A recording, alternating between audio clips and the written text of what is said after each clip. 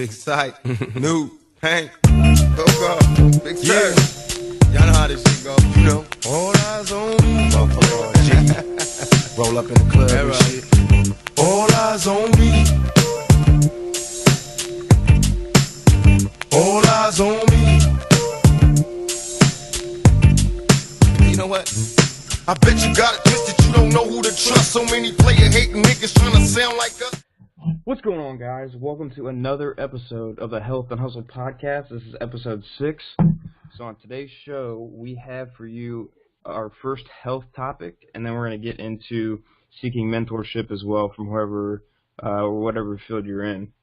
This podcast is brought to you by Sports Med Discussion, which reminds you to heal by moving. And with that, let's check in with my co-host, Corey Carpenter. What's up, man? What up? How you feeling today? Awesome, dude. I'm ready to roll. I wish I could say the same. For you guys that don't know, it's about 4:50 a.m. We've had a couple setbacks this week with recording this, so we're getting it out a little bit late, but we're still grinding, so we're still trying to get it out there to you guys. So we don't want you to miss what we got. So, Corey, hot seat time. Ready? All right, bro. Your turn. My turn first? Yep. All right, man. So, kind of as we flow into our topic today about seeking mentorship, who is your biggest mentor outside of fitness and business and personal development? Oh, man. Does it exist? Yes. All right, let's see. Biggest mentor. Actually, I tell you what, dude, that's a perfect question because I'm going to speak just a few minutes on this because I was thinking about this the other day. Cool. The difference between, what's the difference between a mentor and a role model? I don't know why this thought came to my head, but I was trying to think back prior to the last year or two. I'm like, did I have actual mentors in my life or did I just have role models? So I think personally for me, just like a quick 3-second thought on this is like a role model. I had a ton of role models.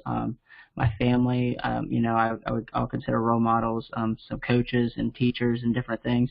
People that you kind of like that lived a life and had characters that you wanted to portray and in a sense mimic, when you grew up to be their age or whatever. Yep. But as far as mentors, actually this is a perfect opportunity for me to give a shout out to my high school football coach. It was what I would consider like my first actual mentor in my life. I don't know the specifics on the years, but he coached us maybe. He was the head coach maybe my junior and senior year, and like I said, I forget exactly what years it was. But he's the one that kind of taught me the weight room, taught me how to lift weights. I've been working out since I was, in junior high, maybe 8th grade or something. But up until then, it was just kind of like, doing some curls, doing some push downs, doing some bench press, not really knowing what the hell I was doing. But my sophomore year, he kind of took me under his wing, and we actually trained together, as partners. So again, he was the coach, and he was overseeing everybody. But that was, in high school, our strength and conditioning weightlifting program was after school, which most people's are. Me and him were in the gym actually at 5 a.m. So I've been doing this for a while in the morning. Me and him would work out before school, train, get our lifts in, and then go to school, and then I would actually go back and do the stuff with the team afterwards. So if I had to say, like, one of my biggest mentors growing up, he's kind of the guy that taught me, and I actually wrote a bit of an article about this a few months ago, that it was like my first life lesson in the sense that everything is earned. Nothing is given. Everything that's there is yours for the taking, and it's a matter of, whether you have the ability or not, the skill or not, you can, what you lack in skill or ability, you can make up with in time and effort and consistency. And I kind of got that first lesson from him. Kind of short and quick, and bringing this to an end, I'll just say, as long as my high school had been in existence, like, I don't know, 100 years or some shit, never made it to the Ohio State playoffs in football before ever. He came in, his second year head coach was my senior year, and it was the first time our school actually made it to the state playoffs. We lost that opening round game But just the fact that we made it there was just such a huge accomplishment for, him, myself, the team, and then just the entire community. So it kind of speaks volumes to him. So shout out Coach Caesar. I know you're not listening to this, but definitely had a huge impact on me, a lot of my, teammates, friends, and in the community for sure. Dude, that's awesome. Especially kind of reflecting back on when I was in high school. I mean, so I think we talked about in the first episode, soccer was my main sport, and I played basketball and kicked for the football team as well. And I would actually weight train with the football team. And dude, we'd have like 5 kids show up after school on Fridays. And for you to show up at 5 a.m., that's pretty cool. Because I mean, they do now. They have a really good program now, but back then we didn't. So that's pretty cool to hear that you did that then. Word. All right. What do you got for me? So I've been giving you a lot of shit the last couple weeks, giving you a hard time ragging on some music and different stuff. A little bit. So I'm going to be a little bit easier on you today and give you a chance to kind of redeem yourself. And it's actually, I mean, I don't want to say it takes us back to high school again, but I was just thinking, I'm like, is there one moment, that you can think of back in your life, whether it be in the gym related, on the platform, on the soccer field, even in the classroom, looking back as far back as you can remember, like just one moment where either A, kind of, game-winning shot, or, you just nailed this presentation. What's like one moment that you could think of that, you're extremely proud of yourself for in the moment, and whether it be, something that you kind of put the team on your shoulders, or even if it's just something as simple as, a personal accomplishment that you're real proud of that you don't really get to talk about a lot because maybe it doesn't apply to what we're talking about consistently, so it never gets mentioned. Is there something you kind of want to talk about? So I'll make this like a 2-part answer. So the first one will be kind of more individual. I don't really like talking about that type of stuff, but since you asked, I'll talk about it a little bit. And the second one's more team oriented. So in high school, I mean, when I looked at the SoundCloud stats, there's a lot of people from Barberton listening, which is pretty cool. We're in the suburban league, or at least we were when I was in high school. I think they're still in the same one now. It's kind of flipped around a little bit, but as far as like our school size compared to everybody else, we're not huge, and like soccer, our school is not very big. But the program's been there for 20, 25 years, and my dad's been involved with it for a long, long time. He was the soccer coach there. He used to be at St. V's where LeBron went. Was AD there for a while, and then coached soccer there too, and then switched over to Barberton. So the program's been around for a while, and I played there from 07 to 11, and he was my coach, which there's a lot of issues. I mean, I could talk about that for a long time. There's a lot of issues with that, with your dad being the head coach and people thinking you don't deserve what you got and all that stuff. Mm-hmm. So basically, I was not the most athletic person ever. I kind of had to work work really hard for what I had, especially once I got to college to play, because if I wouldn't have done that, I wouldn't have been able to play in college because my natural gifts weren't very good. So I worked really hard throughout high school. I suffered 2 injuries my freshman year, which kind of set me back. But then, I just kept working, and really started to be. I mean, I believe I was the only. I'm sorry, not the only, but the second sophomore to be named captain, and the captains were based on team votes, not coaches' votes, which I don't know if people knew that back then or not, but so I was voted captain as a sophomore, which is pretty cool, just to kind of see what the teammates thought of you as far as a leader and the respect level for you. And then from then, junior, senior year, I really became I wouldn't say the team leader, but one of the team leaders for sure, as far as having to put stats up, goals, assists, leading the team mentally and physically. And then senior year, once we made a really nice run, my junior, senior year, we had double-digit wins for the first time in school history. And then my brother, actually, who was 2 years younger than me, I think his 4 years there, they had almost 50 wins as a program, which is pretty sweet compared to what we'd been in the past. Because my sophomore year, we won 3 games, I think. So, but kind of wrapping it up, because that was kind of long. But at the end of the season, when they did all the state awards and everything, we had never had.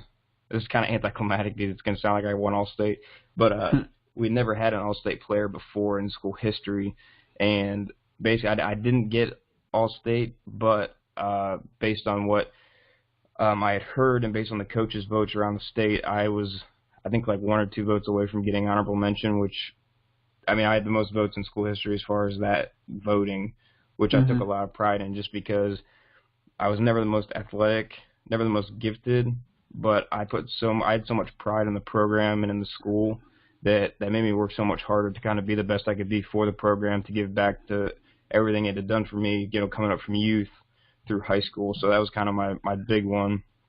And then real quick, my team one was in college at Marietta.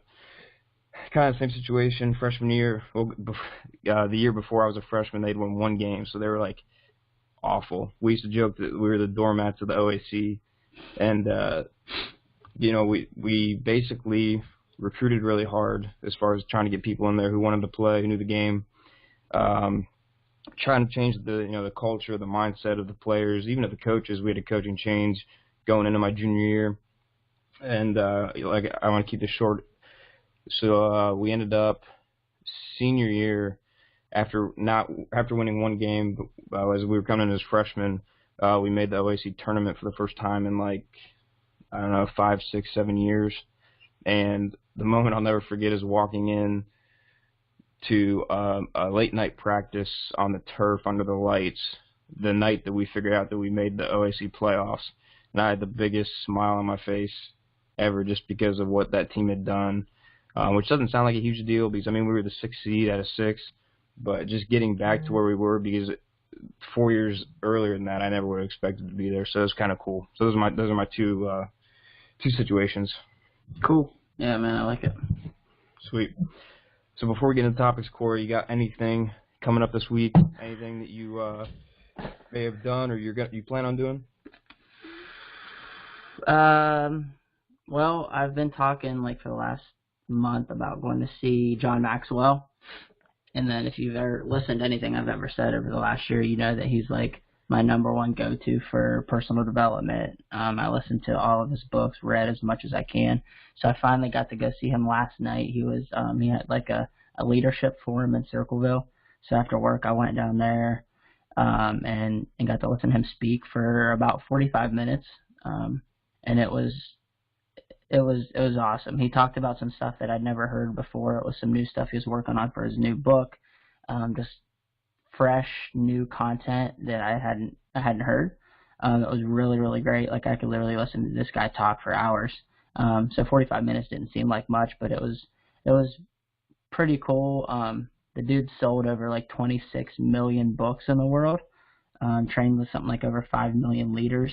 So for him to be, originate and start in Ohio, which a lot of people don't know, he's actually from Ohio. But he comes back every year and holds this forum. Where's he from? Somewhere around the Lancaster area. Okay. And I don't know because he's from around that area, and then his first job as a preacher was somewhere around that area also. Okay, cool. So, but he attended school at Ohio Christian University, I believe, which I just found out last night, and that's where he holds this forum every year at the John Maxwell Center. So it was just cool. It was an awesome learning experience, but at the same time, it's one of them surreal moments to where you're like, oh my God, I'm actually I didn't get to meet him, which was kind of disappointing, but I mean, I didn't have too high hopes because there were so many people there and it was so late. But it was one of those I don't get hung up on celebrities. I don't fanboy celebrities. I don't idolize people unless they have impacted my life in some way. And for me, like I said, I don't get hung up on athletes or singers or actors because what the hell? I mean, yeah, you're funny, but what have you actually done for my life? And for me, he's right up there as one of the top people that have kind of impacted my life. So it just meant a lot that I got to I can say, now I've actually got to watch him speak. I had the opportunity and I took it and I didn't waste it, things like that. Because he's getting up there in age. I think he's in his 70s. So you never really know how long he'll be doing it. Yeah, that's kind of the biggest thing right now for me. I was pretty excited about. How about you? I don't have anything too exciting this week. I know I always keep touching on my thesis stuff. I got 2 presentations today, which will be interesting because my laptop broke last night, so that's what we're trying to work around, trying to get this up to you guys today. And then I think I got talked into doing the push-pull meet at OSG, not this Saturday, but the next Saturday. So that'll be interesting. I don't know how confident I am right now in that, but I've been working on my positioning, trying to figure out my leverages a lot with the deadlift and bench as far as trying to work on my thoracic mobility, which I think we'll get into here in a second. So I don't know if my strength per se has been increased too much. Well, I mean, we'll see. I think I could pull some PRs and push a PR, but I don't know. It'd be interesting to see kind of what happens. So yeah, I know deadlift. I've almost put it on the backseat a little bit right now, just because of so many other things we've been working on and not really prepping for any powerlifting meets. But I'm really excited to see your bench, because we benched together the other day, and your mobility, you know, and your leverages on your bench have just, I mean, it's like night and day since you've been working on it. You can actually tell that you've been putting in the time. So I'm excited. Hopefully you push, you know, for us, we push some big numbers, you know, maybe compared to someone else, it's not that much, but yeah. I always joke, you know, like, we have like a poverty bench, like it's so fucking bad, you know, like I'm just trying to get up to suck. Like I'm not even at suck yet, but I just want to get up to suck. If I can get there, I'll be happy. But dude, I'm excited. I'm not going to make it to the meet. I'm going to be out of town, which sucks, because I know a lot of guys are coming in. I was looking forward to seeing a lot of guys do some work, but I will not be there. If we can talk about why at a later date, I won't really get into all that now, but it should be good, man. It should be fun. I like push-pulls because I think it's just a little bit more relaxing, a little bit less, you know, we haven't done a lot of them, so meets are still a little bit stressed and, you know, nervous and things like that. So the more and more you do, the better you'll feel at them and more confident, comfortable. So I think it's good to do push-pulls, you know, anytime you get the chance, whether you're ready for them or not. Yeah, that's why I'm kind of doing it, just because I'm doing the OPBA show in August, and as much as I've been putting in my head that I got to get my body right, I also got to be strong. So yeah, and this might be your last opportunity. I mean, there's going to be a couple other push-pulls. I know there's one in May in Wheeling. If you guys want to go, I'll go to that one with you too. You know, any chance you get on to get on the platform, even if your numbers aren't what you want them to be, just getting up there in front of people and pulling a weight or something, you know, is going to help you down the road. Yeah, exactly. So that's cool. Exactly. All right, man. So we're about right around 15 minutes in. Let's dive right into, you know, what's next. We're talking about some stretching. I'm excited to hear what you got to say about that. Yeah, man. I'm excited to kind of talk about a little bit of a health topic here. So stretching, guys. I know some people may do it a lot. Others may never do it. Basically, with what we're talking about today, I just want to be able to maybe open your eyes to some different types of aspects of it, the different types of stretching, and then when you can use it, when you shouldn't use it, and then definitely one that you should not be doing at all. So with that, Corey, how do you implement stretching, or do you implement stretching into your training, into your regimen? What do you do? All right, so I do implement stretching into my training and into my life. I do it in a sense more of where I say, people, you need to stretch, but I don't do it nearly as much as I should. So, you know, obviously everyone knows there's the different kinds of stretching, and I'm not going to get into all that because I'll let you talk about that because you're going to explain it way better than I do. But I have a little bit of a routine, like a warm-up routine each morning before the gym. And then, you know, ideally, I think, you know, everyone would agree you would like to do like long, extended static stretches post-workout. It's hard, and I understand it's not totally feasible for people because you got to get to work. Like usually we're running out the door, like I'm racking my last squat, changing my shoes, and like bolting out the door saying, see you guys, I got to go, I'm late. So I have a few minor static stretches I do daily. And then my big thing I like to do on Sundays is I'll spend like an hour or two on Sunday doing just a ton of just every muscle I can think of, you know, forearms, calves, obliques, like literally everything, trying to stretch it. And I know that's not necessarily ideal because you can't just do it one day a week and it work optimally, but you have to kind of, you know, you have to make time and do what you can do. So that's kind of like the rundown on how I do it. And I think as we progress, we can kind of talk about the specifics of what we do and like, you know, how my warm up, because, you know, we were talking the other day about like my warm up and I'm like, bro, I don't even know, like, is this stretching? Is this mobility? Because I know a lot of them kind of go hand in hand. Yeah, and, you know, I think we kind of want to save like mobility for maybe another day just for time's sake. Yeah. But we can kind of get into that a little bit. Yeah, dude. I think the biggest thing is it's hard to a lot of people don't do it because first of all, they either don't know what to do or they're intimidated by how much they don't want to put the time in. You know what I mean? And it's not always realistic to say like, hey, like you need to stretch 30 minutes a day, or you need to stretch 10 minutes before, 10 minutes after, because people just don't have that time. You're always trying to squeeze in a squat session before you leave for work now when you work mornings. So it's just not always feasible for other people. But I mean, if you find 10 minutes on your lunch break, you find 10 minutes after work, so you can do it while you watch TV. I mean, a lot of it's just excuses, you know what I mean? Which, I mean, I do a lot. I don't stretch nearly as much as I should. But a big reason I don't stretch a ton anymore is because basically and I tell people this all the time, you shouldn't stretch before you're doing like a max output movement. So like a squat, a bench, a deadlift, like a vertical jump, a broad jump, that type of thing. And they give me the wide eyes, like blank stare. Right. And these people, people aren't used to hearing that. But if you watch, elite track runners, like 100-meter sprinters, they're not sitting there static stretching before they're doing that race. And the reason for that is when you're stretching out, I'm not going to try to get too technical here because I'll probably start stuttering and stuff too. But there's filaments in each muscle fiber. So like they're called actin and myosin filaments. And what they do is they're overlapping each other, kind of like, only Corey can see what I'm doing with my fingers here, but they overlap each other to a certain extent. And when you start stretching those out, they start to pull apart a little bit and the overlap becomes less. So when they're overlapped before you start stretching them, that's the optimal position for them to produce the most force. When you start stretching them, if it's static, ballistic, PNF, whatever it is, the overlap becomes less, and less, and then they cannot contract enough to produce as much force or as much power as they could before they were stretched out. Does that make sense? Yeah, so it's kind of almost like an elasticity factor to where, they're not starting from that same point to have that bounce or that reflex that they would if. Okay. Exactly.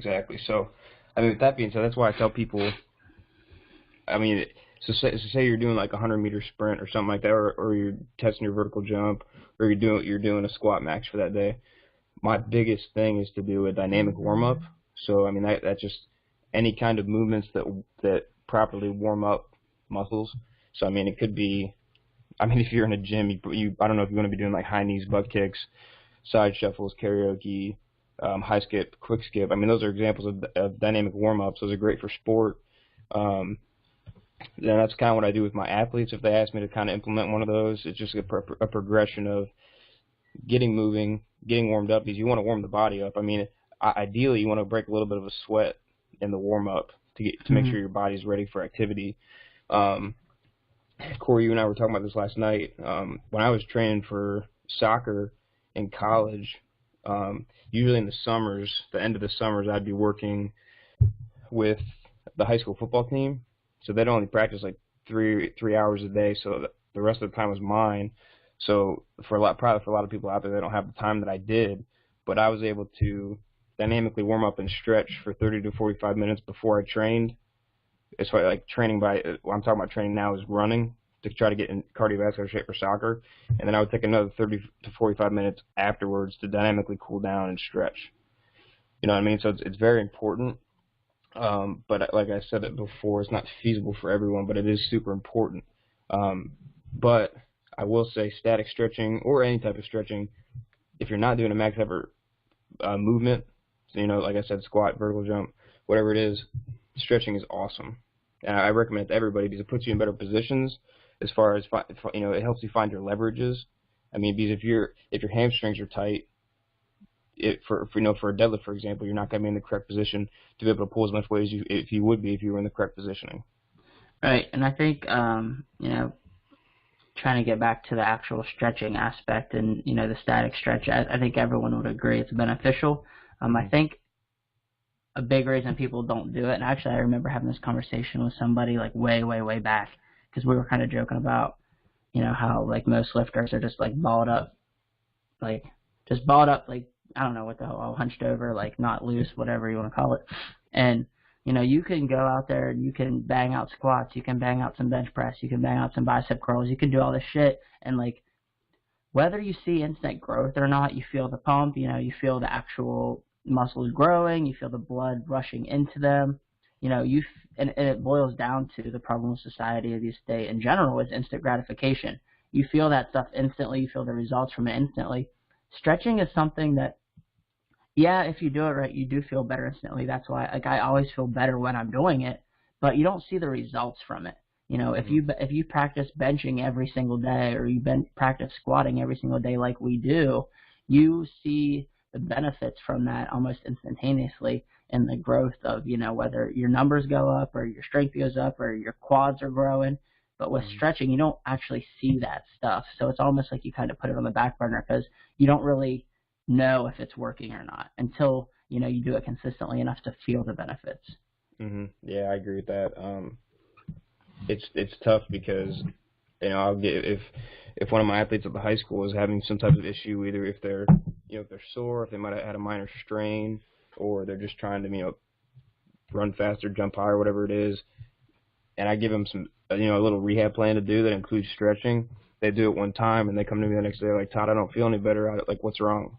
Like you got to do it for more than a day to see the results of it. You know what I mean? And I think that's one thing people don't understand. I mean, it's like weightlifting in a sense, but like you said with weightlifting, you can feel that instant pump, that instant, whatever it is, the blood flow.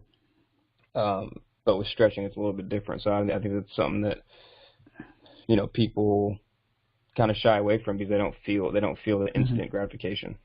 Now, what would you say too if someone says, because I know even if people do stretch, I think pretty much everybody, that played high school sports, unless you were at maybe some type of elite level or elite program, since the time we were 5 playing sports, we've all stretched before we played sports.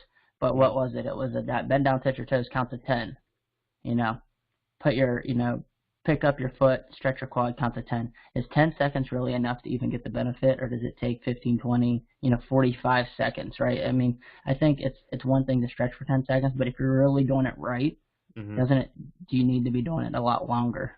Yeah, so I've talked a lot about my thesis work now at the graduate level. I actually did my undergraduate research on this topic in undergrad at Marietta, so I looked at the difference between static stretching, ballistic stretching, and PNF stretching, which I'll talk about the differences in those in a second. But basically, Core, to answer your question, 10 seconds is not enough. I think, I don't know. I know a lot of people aren't huge on research, and I'm kind of half and half. I like research, but I also like being a practitioner and figuring it out for myself. But what the research said, based on like 50 references that I had, was like 25 to 30 seconds. Okay. So just 10 seconds isn't just going to do it's not going to do enough to the elasticity of the muscle. Now I will admit I am guilty. I just brought that up, but I am guilty of it. I usually go like a 15. Like if in my day-to-day routine, I'll go like a slow 15 count, and that's a slow 15 after I get to my position, because I don't know what it's called. And like again, I'm just speaking from practical application here. Is kind of like what I do.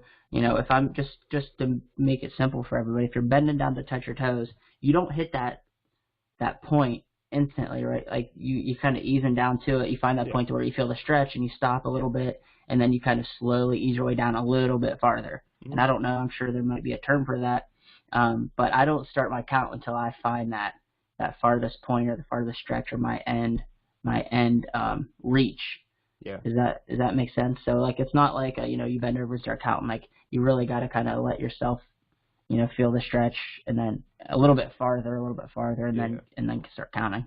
I just call that end range of motion. End range of motion, okay. Yeah, but I mean, yeah, you're right, because the longer you sit there, the more comfortable in that position you'll be, and then you can probably go a little bit farther. I mean, that's the beauty of stretching. And something else too, I learned this a lot when I started going to see Dr. Kelly, is breathing. I think breathing is super important. We're talking, and it's important in all aspects of things. I mean, obviously, if you're taking a max effort squat, you're not breathing while you're squatting. But in terms of things of mobility, stability training, stretching, you need to be breathing, and then you need to be really conscious of your breathing and taking very like intentional, adequate breaths. You know, you're not just quick breaths or this or that, because I think that plays a role in effectiveness too. Again, maybe you could speak on it a little bit more scientifically.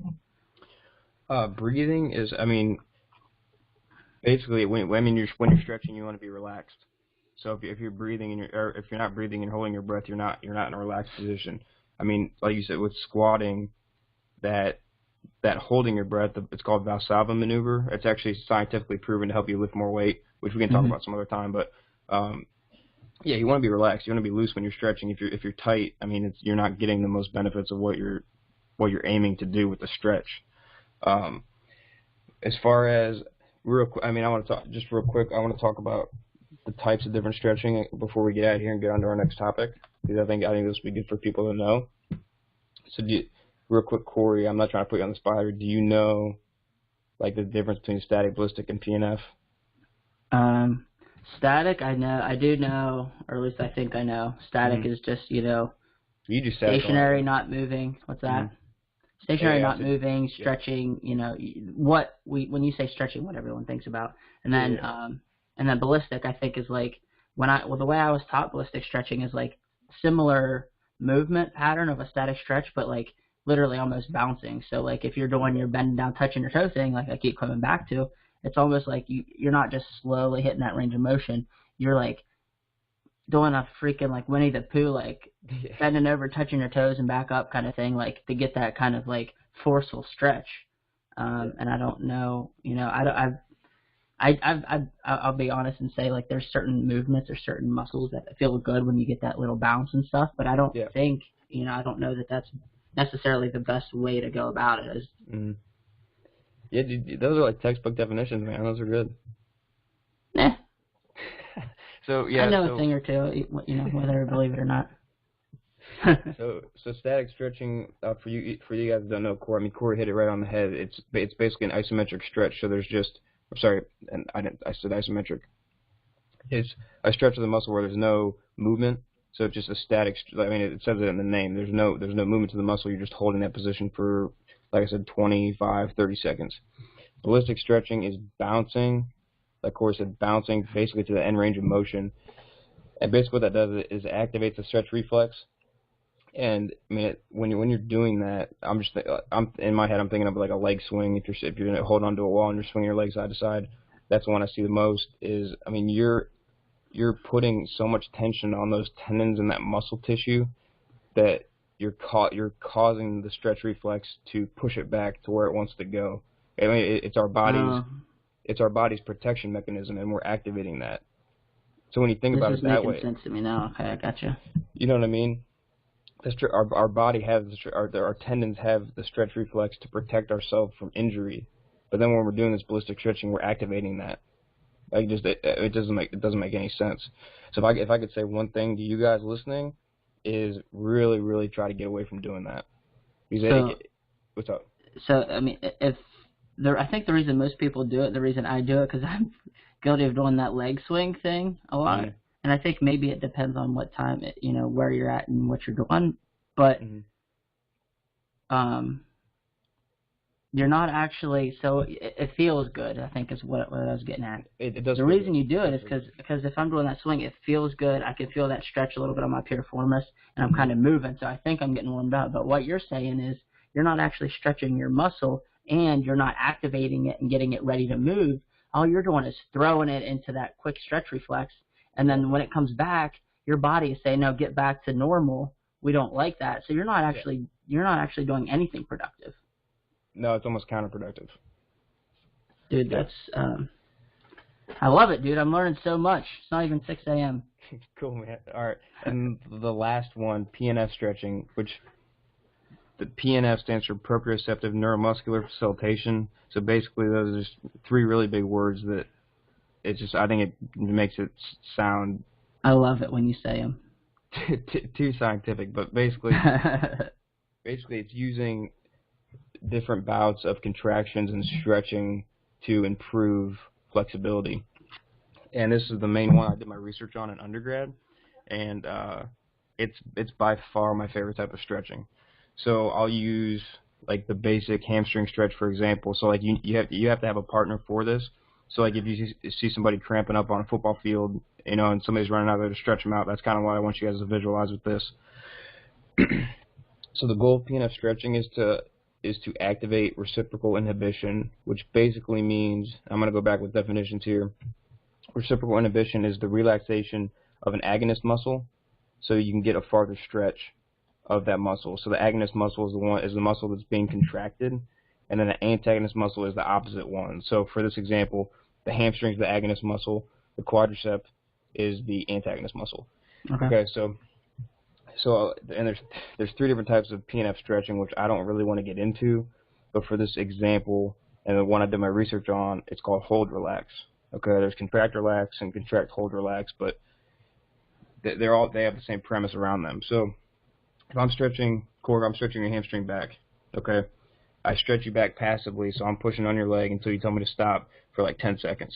All right, and then after 10 seconds is up, I'm going to have you push. So if I have my hands like kind of up on your calf or on my shoulder, you're going to push against my shoulder or hands for another like 7 to 10 seconds. Mm-hmm. So the hamstring is actively contracting. It's concentrically contracting. So concentric contraction is, which I think I talked about. I think I talked about last week on the podcast on my Sports Minute.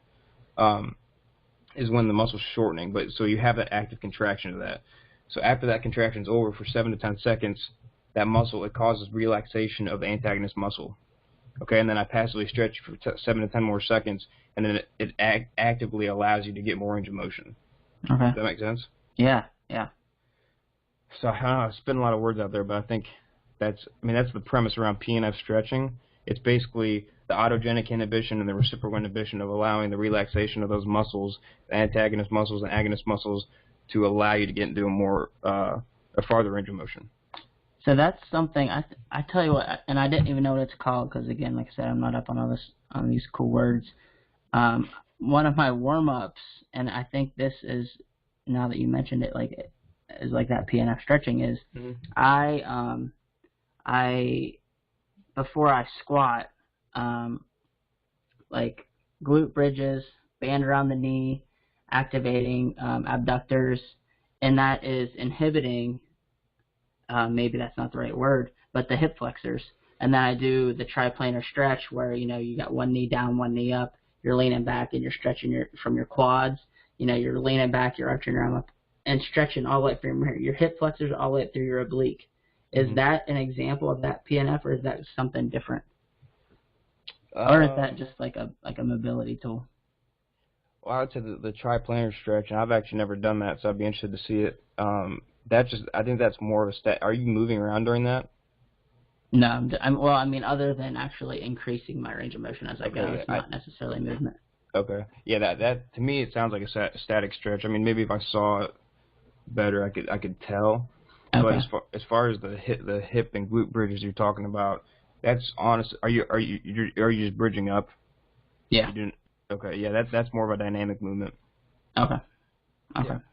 Vis-a-vis do you have a band around your legs? Band around the knees, pushing, pushing out on it. Yeah, it's more of a dynamic movement, but those are great. That's what I use to warm up instead of stretching if I'm doing like a max effort movement. Okay. So. Cool, man. Yeah, I like that. Sweet. That's all I got for that, man. Well, good. That's perfect because we are on schedule and we're moving along. So let's get to, down to my favorite part, which is the hustle talk. So today we already mentioned we're going to talk about mentorship, and I've already spoken a bit about it in terms of, one of my biggest mentors kind of growing up. And, there's a lot of range and broadness in topic, because there's mentors that, I have the majority of my mentors I've never even met in my life, and I probably never will meet.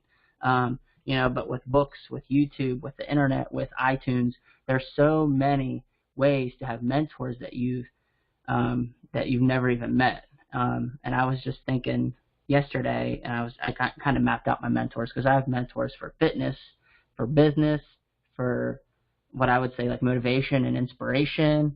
I have mentors for relationship building. I have like basically any aspect and area of my life that I want to improve. I have a mentor in that area that's kind of like their niche. But today I think we're going to kind of just speak more on our experiences with seeking out mentors locally, regionally, in your area, in your niche of what you're wanting to do with your life, and kind of seeking out and like the steps you got to take maybe to get there, to meet them in person and learn from them and kind of be like, right there under their arm, kind of with them, and learning, on the fly and as you go. Yeah, man, I'm excited to hear what you got. I think because I think our situations are pretty similar, but I think as we were kind of chatting about this last night, things we can talk about things that we did wrong, things that we did right, how we've kind of improved and progressed since then. Because I know when I was going through this, for the example that I'll talk about, I did a lot of things wrong. So I think we can bring us some good value here, Corey. You want to start off, or you want me to start off? I'll start off. One thing I would say is, obviously you need to know your niche. You need to know your market. For us, you're going to hear a lot of fitness examples, but that's because that's the field, fitness, athletics, that's the kind of the field we're at. So that's how we can speak on our examples. But this can be applied anywhere. I think whether you're a teacher, a doctor, like dentist, even a nurse or anyone, you could find someone, that's ahead of you in the game and where you're trying to go and learn from them. But I think the number one, I kind of listed out like 5 or 6 steps, action steps in order, when I was thinking of this, of, steps you could take and how you want to go about it. And my first thing is, I think, is to kind of like know your role and, ease your way in. You're not just gonna run up to somebody someday and be like, hey, I want you to be my mentor. You kind of need to figure out, a strategic way about doing it. And to backtrack just a tiny bit, one of my biggest mistakes in finding mentorship is that I waited so long. And I always tell you, one of my biggest regrets on everything in my life is that I waited way too long to get started. So I think, you need to develop a plan and go. So that's kind of like me diving right into the process. Yes. Do you have anything like, if you could say, what's your first step in seeking a mentor? Like what would you tell me? I would say finding. It's kind of two-part answer. So, I guess you gotta know what your niche is, what your passion is, and then my first thing would be find the most successful person in that field, and then figure out is that a person you want to learn from? Because there's a lot of successful people who aren't good role models, who aren't good mentors. It's true. You know what I mean? So if you're from a small ass town like we both are, like I am, in Centerville, there's someone in that little small town that you can learn from. There's someone in your county you can learn from, and there's someone in the state. Like there's levels to everything. So even if it's starting super small, you got to start somewhere. Exactly. Yeah, that's gonna be my second part of the answer. So like you got to find somebody who's successful and somebody you want to learn from wherever they may be in the world. And then more regionally, like you said, there's levels to everything. Then you got to find somebody in your community or somebody you have access to that you can learn from on a daily, maybe weekly, daily basis. Because as we'll get into it here, I have one person that, in my opinion, is the most successful person in his field, which we'll talk about. But I also have somebody here at OU who I've really became good friends with, and he's been a mentor to me. He's a guy who I teach in the anatomy lab with. So. Like I said, there's like you said, there's levels to everything, and you just got to figure out. It's not something you can do overnight. You got to find somebody who teaches, who you want to learn from, and who does it the right way. Yep. All right. So I would say next thing is when you do find out and seek that mentor, we've got a couple other more important notes, but I think the next step is you need to be flexible. It's not like, hey, can you meet me tomorrow at 10 a.m. for coffee? I got 5 questions for you. You have to be strategic in it, and you have to find the right time too. I think timing matters. When you get time over the next 3 weeks, like leave it open. Say like when you have time over the next 3 weeks, whatever your convenience may be, could we meet somewhere, that that you'll be, or I can come to you, or, you know, whatever you want me to do, but I just had a couple quick questions I wanted to pick your brain about. You know, don't ask for a half hour or an hour of their time. Ask for 3 minutes. Ask for 5 minutes. Because if you get that conversation started, it's going to continue. You know, it's happened for me, and I've heard it a lot from other people when I was trying to learn about this, is, you know, asking for a 5-minute conversation will turn into 45 to 50 minutes. Just like that, you know, and you're more likely to get that 3-minute conversation if you ask them that way, rather than say, hey, can I have an hour of your time? Because I know how busy I am, and I haven't accomplished shit, right? So if I'm seeking a mentor, they're way, way, way ahead of me, and if I know how busy I am, I can only imagine how busy they are. So if you ask for 3 to 5 minutes, you're more likely to get it than saying, hey, can I have an hour of your time? Yeah, exactly. So I'll kind of go into my example with this, because hopefully you guys can take away the things that I did wrong. I did a lot wrong. I think there are also a couple things that I did pretty well as we get into it. So, I mean, my main example, if you guys probably haven't already guessed or gathered from our previous episodes, is trying to get in touch with Corey G. So going back to like this past summer, I was emailing him for, a few months, like, hey, Corey, can you answer some business questions for me? Can I get you on the phone? Can you do this? Can you do that? A couple of times I emailed him. He was on vacation, but he finally got in contact with me, and we kind of shot a couple emails back and forth, but I was listing out 10 questions through email, like hey, can you answer these for me? Like, being so naive. I think he finally was getting fed up with me. I mean, I was very persistent, but I wasn't very realistic. So, I mean, persistence is a great thing when you're trying to find a mentor, but like Corey said, I think he said this at the beginning, you got to know your role. I mean, I don't know what it was. I wasn't very practical and realistic about what I was doing, because, like you said, people who at Corey's level, their time is so important to them, and they're not just going to give it to any Joe Schmo. So, he finally emailed me back. He's probably getting tired of me, and he said, "You gotta come to the gym, bro." And so I was like, "All right, I'll be there tomorrow." And I started going, obviously, every day at 4. I think it was at 5 a.m. It might have been 4. And then after being there for driving an hour 15 each way for a couple months, I was like, "Hey, Corey, like, if you have time, can we go lunch or something? I got some business questions for you."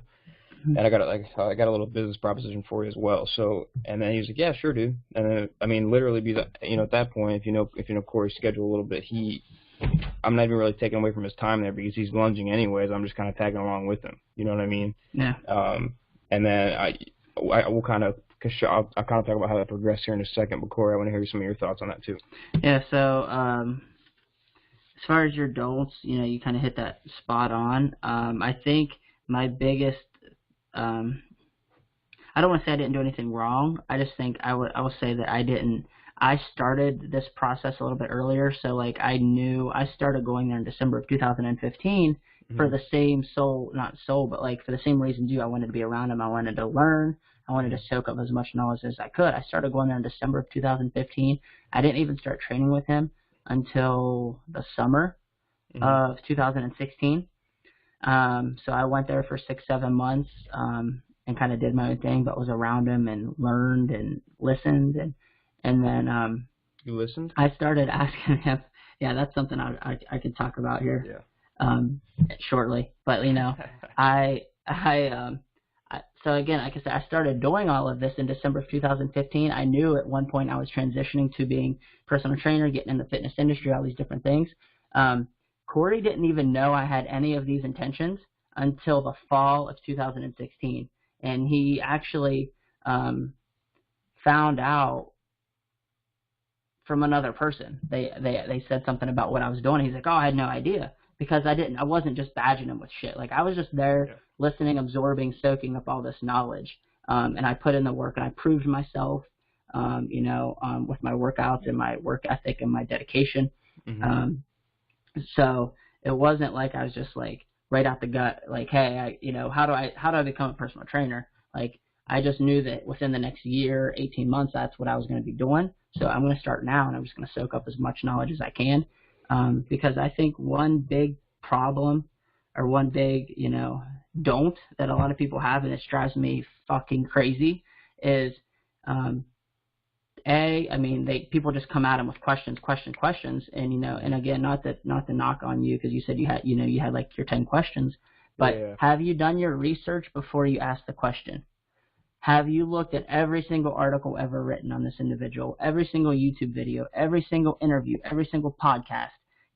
I'm not going to claim that I know everything about everybody, but if I was going to go meet with John Maxwell last night and have dinner and ask him a few questions, I would have read or listened to every single piece of material about him I had, because I'm not going to waste my time or his time asking him shit he's already answered. Yep. And the situation we have in common is Corey Gregory at Old School Gym.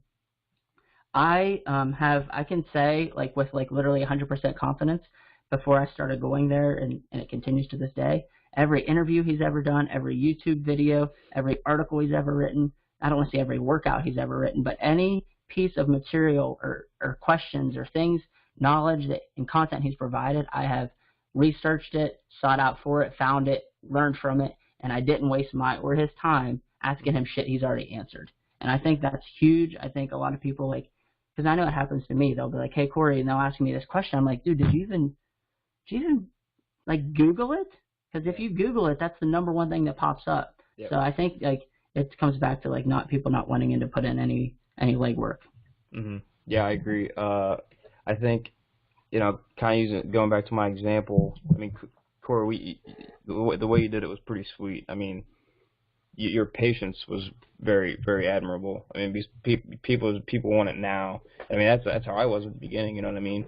I was like I said, I was naive, as not knowing how much time it took to kind of make the relationships, make the connections. But I will say the one thing I was very, very good at was being flexible. So when I'd been to the gym for 2 or 3 months, I would pick his brain a little bit here and there. But I'm a kind of a quiet guy, and I kind of always feel bad for asking questions. So it kind of keeps me quiet, which I think is a good thing, because I would ask questions at the right time, but then I would shut up when I knew it was time to shut up. So, but when I was trying to get meetings with him, I knew that he lunged. So I was like, hey, I'll just tag along if that's okay with you. Like, yeah, that's fine. So we did that a few times. And then, there's levels to everything. We always talk about it. Then I was like, hey, Corey, I got some really important questions for you. Would you mind sitting down with me for coffee? Because, I have my notebook with me, and I got stuff I don't want to forget. So would you mind sitting down for coffee with me? He's like, yeah, man, no problem. Just let me know. Shoot me a text tonight. And I was like, all right, well, whenever works for you, I'll work around that. I'll work around my class schedule, I'll work around, training, I'll work around whatever. He's like, all right, man. So give me some dates and we'll work it out. So I texted him, right then. I texted him 4 days that worked for me, and I was like, just let me know what works for you. I'll work around it. He texted me. I was like, all right, I'll be there tomorrow or whatever. You know what I mean? And I think that's important. These guys' time is so important. You've got to be flexible with them. They don't need to be. They have no reason to be flexible for you. You know what I mean? Before you ask for that too, before you get to the point where you're even asking for their time, you need to figure out a way to add value to their life. Yes. And you always hear that add value. Well, what does that mean? Well, there's different aspects of it, but it doesn't have to be anything crazy. Mm-hmm. Adding value is buying their. I don't want to say it's monetary, but buying their products, following their journey and their content, knowing about them, speaking about them, talking to other people about them. In my case at the gym, I added value by coming to the gym every single day without missing from December of 2015 until, I don't want to say I haven't missed a day there till the present, but every single day I was there at 4 a.m. busting my ass. Yeah. So I'm adding value to his gym. A, I'm supporting his gym, I'm supporting his brand, but B, I'm adding value because I'm giving that gym a good image of hard work, of dedication, of sacrifice, all of these old school principles that they stand for. I embody them. I projected them outwards to other people. So I'm adding value in that sense. I'm helping him. I'm saying, I'm shooting content. I'm video recording if he needs something recorded. I went to California last year to Muscle Beach with him for this photo shoot. I didn't go because they said, hey, do you want to do a photo shoot? No, I went because I approached him and said, hey, I will go and I will do anything you guys need. Do you need me to go grab water? Do you want me to take pictures? Do you want me to do videos? Do you want me to just hold your fucking bags so no one steals them? Yeah. I will literally go, pay my way, do anything you need to assist you guys because I think I could help out in the small ways. But it was adding value. I didn't just say, hey, man, I want to go to Muscle Beach with you. That'd be fucking cool. Yeah. No, I told them why they needed me to go and what I could bring to the table and how I could help them. And then when I got there, I just absorbed it all in. I'm not there like bugging them, asking them questions. I'm just there. I'm just taking it all in. Yeah. Yeah, I think that's big. I mean, I think that's one thing I think our crew does really well. I mean, we promote Old School Gym all the time. I mean, the business, I shouldn't say the business, but the exposure that the gym has got from it. I mean, besides millions of people see Corey and Dustin, I think we've found in our groups of people, groups of friends, people back home, I think we've kind of expanded it even more because I mean there's 10, 15, 20 people in our crew now, where they lift at 4 a.m. I mean they're all tweeting about it, they're always showing pictures about it, which is pretty cool. So we're always bringing value. I mean we're all buying Max Everett supplements. I mean we're all on CoreyGFitness.com. We're bringing him value. I think the one thing in my situation that I did well was, and I told him, hey, Corey, I've got these business questions for you. Not in the emails anymore after we'd already been meeting a little bit. Like, hey, Corey, I got these business questions, and I've also kind of got a little business proposition for you in a way that I'd like to try to help you out. Will you hear me out on it? I mean, obviously, I think a lot of the times you say something like that, it'll get somebody's attention. Absolutely. And we're 8 months later from when I first started going to the gym, probably 5-6 months from when we started meeting a little bit. Because at this point, I think we've lunged together a few times, and then we've sat down for coffee 2 or 3 times. But we're 5 or 6 months later, and we're still working on this business thing, which I'm hoping will materialize here in a little bit. But I mean, you know what I mean? It's just you got to have patience as well. I think patience is huge, as we both kind of talked about. So reaching out to a mentor is big, and it's a big step. You may be successful, you may not. You may need to be more persistent. You may need to be less persistent. All of this thing changes and comes and goes and whatever. Once you get that mentor, it's not just like, okay, I asked them a question, he answered me, we good. Like, you have to keep proving yourself again and again and again. And I think the way you do that, too, is like when you come to them, if you have an issue, I've already talked about how you need to do all your research prior to. Like, have you looked everywhere? Have you searched anywhere you can find for the answers? And if you can't find that answer, then you take it to them and you say, hey, Corey, here's what I've done so far in terms of my model and where I'm working and where I'm transitioning in my training. And I still do this to this day. What my current level of my personal training career and things. I'm like, this is what I've done. This is what, this is where I'm trying to go. And this is where I've searched for the answer and I haven't found it. Okay. So, you're showing them that you've already completed and done things that they've told you to do, or you've already acted on advice they've given you. And then you tell them, what you've tried to learn next and what your next step is, and whether or not it was successful or not, and why, if it didn't work, why you think it wasn't successful, and then tell them where you're trying to go next, and that's how you get that guidance.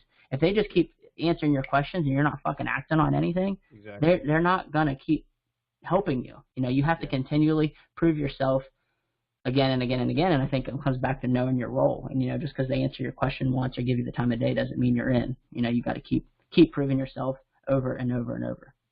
Yeah, just because you get one meeting doesn't mean you're going to get a second one, you know what I mean? Right. I mean, I think on their podcast, on Corey and John's podcast, Business and Biceps, he talked about the one meeting we had. I talked to him about, Corey, I've done this. Just like you said, I've done this. This is where I'm at now. This is what I need help with. I mean, I wasn't bringing him 10 bullshit questions just so I could be like, oh, yeah, I'm sitting down with Corey for coffee. No. It was very deliberate. My questions each had a purpose. And then he answered my questions, and I literally did the things he told me that next day. I think I even that same day when I went home. You know what I mean? And it was like, oh, well, I mean, he's got to see that. So when I ask him, we're all connected on social media, and I talk to him every day in the gym. He sees that, and next time I ask him for a business meeting, which I think I'm actually meeting with him tomorrow for coffee again, is, well, yeah, he's using our time efficiently. He's not just meeting with me to meet with me. He's taking what I told him and applying it to his business, and he's seeing results with it. You know what I mean? Exactly. You gotta take action, or it's just a waste of time. Okay. And now here's one too. What would you say? So you've got your mentor. You've been working with them. You've been learning with them. Whether it's day 1, day 10, or 10 months in, be conscious, be deliberate, be intentional with your questions. I know we keep harping on questions and going back, but this came up a few minutes ago, but I wasn't ready to talk about it yet. I'm ready to talk about it now. Is don't hammer them with question after question after question, especially if you're very young and very new and fresh in your field. You can learn so much just by listening, just being present in the moment. If you're a high school kid, if you're a college kid, and you're learning from someone that's, almost twice your age and they've been in the game for as long as you've even been on the earth, you don't need to ask questions. Just fucking be there and soak it up and listen. Just open your ears and listen. I mentioned I was there for 6 or 7 months before I even asked him one question. I might have said, hey, yo, can you check out my deadlift? How's my form look? I know it's broken. But I'm not asking him business and life questions. I was there for 6 or 7 months. I learned way more than I'd ever learned in my entire life in those 6 months. I didn't ask him one single fucking question. I was just present in the moment. I was intentional, and I knew that if I just listened to other people's conversations, watched how they worked, watched how they lived, how they moved, I could learn so much just by being there. So you don't need to just walk in day 1, hey, how do I do this? Hey, how do I do that? Hey, what do I do here? Just fucking listen, and you'll get your answers. Yeah, you can almost learn more from observation than actual questions. Yeah, because when you start asking questions, and everyone's guilty because everybody loves to hear themselves talk. That's just the way it is. When you start asking questions, you're talking. And when you're talking, guess what? They're not talking. So the more your mouth is open, the more their mouth is closed. And what do you really ultimately want? You want their fucking mouth open. You want them talking. So if you're asking questions, they're not talking. So just shut up and listen. Yep, I agree. That's great stuff. Sorry, I always have one rant of the day where I get a little heated about. And we just it's important, dude. We've said it 3 or 4 times. You have to know your role. And people like to hear themselves talk, and they may think they're, I don't know, adding value or I don't know, whatever their goals are when they're talking, asking questions. Sometimes you just need to be quiet. It's that simple. You need to be quiet. Yep. Cool, man. So, anything else you can think of or you have on that topic? I think let's just hammer home some highlights. Be flexible. Add value. Yep. Know your role. Take action, and listen. It's very, very simple things. That's good. I'm just listening, Corey. I don't have any questions. And I'm just talking because I love to hear myself talk. I think the biggest problem people come into touch with is with mentorship is, A, they don't realize they need a mentor. Everybody could use a mentor. I don't care what you're doing in life, what your career or your job is. I think everyone could use a mentor. There's always someone that is that step above you that you could be learning from. And I think, like I said, a lot of people don't realize they need it.